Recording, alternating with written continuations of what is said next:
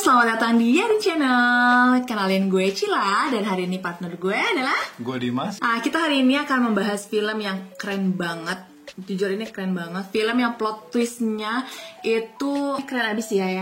Terus meskipun film ini terhitung film yang cukup jadul, film lama gitu, saking kerennya film ini, partner gue yang gak suka banget sama Korea sampai mau nonton dan emes banget sama film ini. Iya bener banget. Gua itu film Korea atau hal yang berbau Korea itu nggak suka banget, jujur banget nggak suka. Sampai pas direkomend sama dia nih, sama partner gue sama Cila, coba nonton nih film Korea bagus. Akhirnya gue research dulu dong ya kan.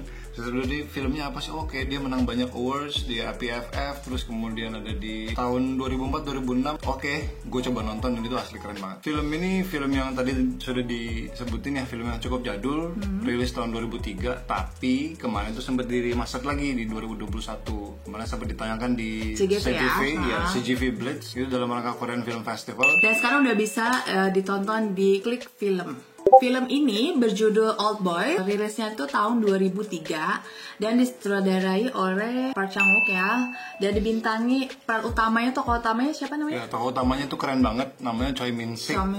Ratingnya ini khusus dewasa ya, ingat khusus dewasa ya. Jangan sampai nonton yang di bawah umur. Ya kenapa ini ratingnya untuk dewasa? Karena genrenya itu ada cukup banyak adegan-adegan kekerasan, banyak ya. darah, karena genre dari film ini sendiri itu neo noir atau noir action. Beberapa sumber juga menyebutkan seperti itu. Dan ini juga tergolong film thriller, jadi ada cukup sadis. Betul. Jadi jangan nonton yang umurnya masih belum cukup. Awalnya tuh kita bingung, kok tiba-tiba dia hilang lagi di suatu tempat gitu dan rame ya. Iya, di suatu tempat yang rame, ketika itu hujan, temennya lagi telepon, ketika itu temennya mau ngasih teleponnya ke dia. Tiba-tiba kalau nggak salah istrinya yang telepon ya. Lagi nelfon anaknya. Oh, anaknya. Dia nelfon anaknya lah pokoknya. Yang mau ngasih wings hilang. itu ya untuk birthday gift. Tiba-tiba dia hilang, diculik, bangun di satu tempat yang out of nowhere, nggak tahu di mana. Dan di situ bener-bener makanan tuh dikasih dari luar, terpenjara lah di situ. Temennya cuma televisi, semua informasi dia dapat cuma dari TV ya. Iya, terpenjara dalam gua. Sunyi tempat hukuman para dewa. Akhirnya dia dibebasin dari ruangan itu hanya untuk mengetahui dan siapa sih pelaku penculikannya itu yang nyulik dirinya itu, dan dia cuma dikasih waktu tuh 5 hari. Bayangin 5 hari dia nggak tahu kenapa dia diculik 15 tahun di satu ruangan yang dia bingung nih mau ngapa-ngapain, cuma satu istilahnya ruangan itu aja terbatas pergerakannya, informasi juga cuma dari TV, nggak ada komunikasi dengan dunia luar sama sekali. Jadi pas waktu dia dikeluarin dia belum tahu nih siapa sih pelakunya ini, tapi keesokan harinya dia ketemu si pelakunya ini, terus ya akhirnya dia udah tahu nih siapa pelakunya ini memerintahkan dia, nyuruh dia tuh untuk cari tahu, you have to find out yourself gitu, why you are being in prison gitu, kenapa dia dikurung gitu, apa alasannya. Dan disitulah plot twist. Ya, itu udah mulai menegangkan dan kayak anjir kok gini ya. Jadi wajib banget nih kalian nonton sampai habis, jangan ada adegan yang di skip. Karena memang mungkin bagi sebagian yang nanti nonton awalnya kurang jelas nih apa sih nih arahnya kemana. You have to watch it until the end. Di situ baru ketahuan. Di situ baru kayak anjir itu keren banget. Karena alurnya maju mundur ya. Maju mundur gitu. Cuma gak pakai cantik ya. Bagian yang paling gue suka sih itu bagian waktu dia makan gurita. Makan gurita yang kayak serius ini. Gue sampai nanya sama Dimas, ini makan gurita asli. Untuk bagian itu kita belum research apakah itu gurita asli atau enggak. Tapi kalau buat gue, karena ini film, kayaknya itu visual effect. Dan gue sempat jelasin juga sama dia, ini kan guritanya kelihatannya hidup ya. Yang pernah gue tahu, gurita yang sudah dimasak aja, sudah diboil dan direbus, itu jadi satu makanan di Korea yang banyak memakan korban. Karena dia masih bisa hidup ngelilit di tenggorokan. Jadi kayak kalau hidup nggak mungkin. Iya, cuman itu part yang bikin gue gini amazed banget. Gila. Kok kepikiran gitu dikasih makan, karena dia mesen makanan yang hidup gitu kan. Dikasihnya gurita. Gue mikirnya tadinya ikan ya kan. Iya. Ternyata kan wow, out of the box banget gitu. Karena kan sashimi ya, Iya, di betul. Japanese restaurant. Iya, kalau Japanese ya. restaurant. Kalau buat gue bagian yang paling gue suka itu plot twist terakhir. Oh, Itu plot twist terakhirnya karena disitulah letak dari moral story-nya itu yang paling kuat tuh di situ. Selain daripada itu gue juga mau ngebahas acting dari Choi Min Sik-nya ini. Si Daesung itu keren banget. Memang dia worth it sebagai the best actor di Iya. Asia Pasifik. Bener-bener. Itu keren asli. Natural. Tapi nggak berlebihan Nggak juga. berlebihan. Nggak berlebihan. Pas banget semuanya tuh kayak waktu dia marah pas, nggak berlebihan. Terus waktu dia lagi fall in love juga ya, Iya, nggak berlebihan gitu. Kayak nunjukin sebenarnya ini suka apa enggak sih sama nih cewek gitu kan. Tapi sebenarnya dia Sama si aware Mido ya itu gitu. ya, Mido itu ya Sama namanya. si Mido itu gitu. Kenapa gue bilang nggak berlebihan, terutama di bagian marahnya itu? Karena gue ini cukup lama kerja di perusahaan Korea, jadi gue pernah nyaksiin gimana Korea marah dan itu exactly sama kayak gitu, natural banget. Oh iya, bagian yang bagusnya juga visual effect waktu awal kalau nggak salah jadi bangunin ya. Oh iya. Jatuh, Iya. dia menyelamatin orang yang jatuh Iya.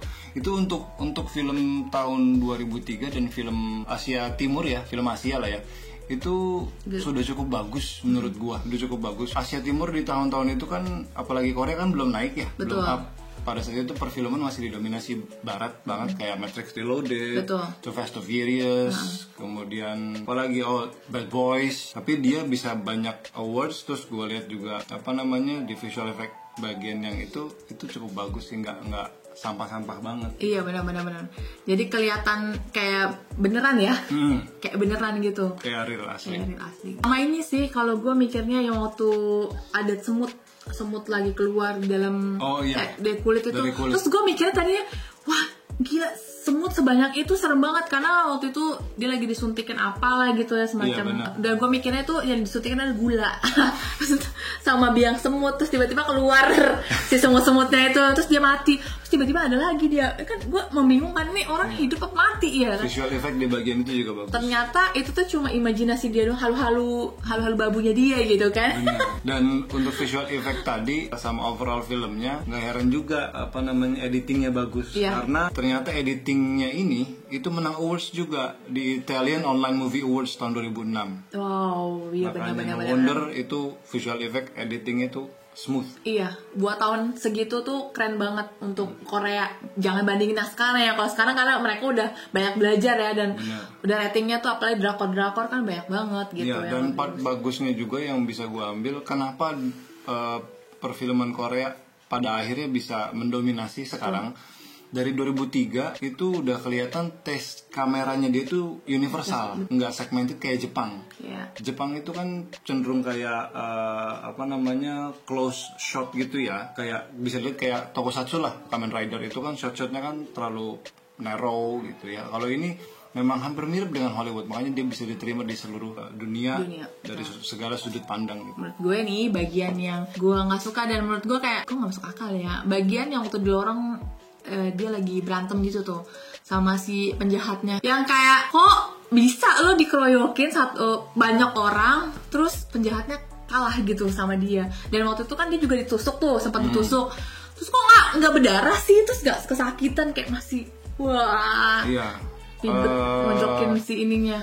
Itu juga bagian yang minus buat gue, karena gue punya background martial art, gue punya background bela diri, adrenalinnya orang, apalagi dia bukan yang well trained ya, bukan orang yang benar-benar terlatih atau military misalnya, udah ketusuk dan udah seberdarah itu, kayaknya kemungkinan kecil bisa survive sejauh itu. Dia itu panjang banget loh orangnya ya, sekali. dan itu banyak banget, kayaknya 30 orang lah yang ngelawan si penjahatnya itu ya. Sekitar 20-30 orang. Dan dominan daripada penjahatnya ini kan megang baloknya, senjata semua. Kenapa nggak bisa langsung ambush gitu, ngeroyok gitu ya. Iya. Nah, senjatanya kan cukup panjang ya. Betul. Kayu, balok segala macam. Segala macam ada lah itu ya, girante ya kan. Bukan itu, bukan tawuran. Tawuran anak SMA. Lupa kita ya. Maklum, lu dulu begitu. Oke, sekarang kita mau ngebahas pesan moral moral message yang ingin disuguhkan sama direkturnya ini, sama si filmmakernya ini. Jadi selain daripada adegan action, kemudian kemudian apa namanya bloody scene ya, thriller yang ditampilkan sama film ini, ternyata film ini tuh juga mengandung pesan moral yang bagus banget ya. Bagus banget. Kalau kata lagu atau pepatah orang tua dulu, memang lidah tak bertulang, ya kan? Kalau yang bertulang itu daging. Ini salah ya? Terus gimana? Iya. Artinya lidah ini lunak tapi cukup tajam untuk Tajam. untuk melukai hati seseorang. Hati orang tuh nggak ada yang tahu, makanya Siapa yang tahu hati orang? Saksikan. makanya kita harus hati-hati dalam berucap, karena kita nggak pernah tahu, mungkin orang sakit hati sama kita, meskipun menurut kita biasa aja gitu. Maaf nyindir.